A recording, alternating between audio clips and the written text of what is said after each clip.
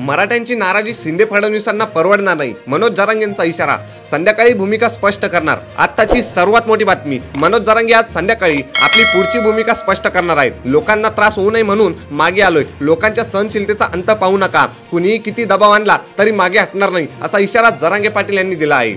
अजूनही वेळ गेलेली नाही, आज अधिवेशनात सगळे सोयऱ्यांची अंमलबजावणी करा, अशी विनंती जरांगेंनी केली। शिंदे फडणवीसांनी मराठ्यांची नाराजी ओढावून घेऊ नये, मराठ्यांची नाराजी शिंदे फडणवीसांना परवडणार आहे, असा इशारा जरांगेंनी दिलाय। जरांगेंनी फडणवीसांवर गंभीर आरोप केल्याचं भाजप नेत्यांनी जरांगेवर हल्लाबोल केलाय। जरांगेंची स्क्रिप्ट कुणाची हे काळ समोर आणलेच असं शेलारांनी म्हटलं। तर जरांगेंची नौटंकी कुणाच्या बोलण्यावर चालली हे अखंड महाराष्ट्राला माहिती, यावर पवारांचा हात असल्याचा आरोप प्रसाद लाड यांनी केलाय। तर जरांगेंचा आवाज तुतारीतून तर निघत नाही ना, अशी टीका भाजप आमदार नितेश राणेंनी केली। जरांगेंच्या उपोषणावरून देवेंद्र फडणवीसांनी उद्धव ठाकरेंवर केलेल्या आरोपावर राऊतांनी प्रत्युत्तर दिले। जरांगेंचा बोलवता धनी कोण आहे हे फडणवीसांनी शोधावं। फोन टॅप करणाऱ्या रश्मी शुक्लांना फोन टॅपिंगचा अनुभव आहे, त्यामुळे फोन करणारे आपल्या सरकारमध्ये आहेत का हे तपासावं, असं आव्हान राऊतांनी दिलंय। तर याचा अर्थ टोपी फिट बसली असं म्हणत शेलारांनी राऊतांना टोला लगावलाय। अशाच नवीन आणि ताज्या बातम्या बघण्यासाठी आपल्या चॅनलला सबस्क्राईब करायला विसरू नका।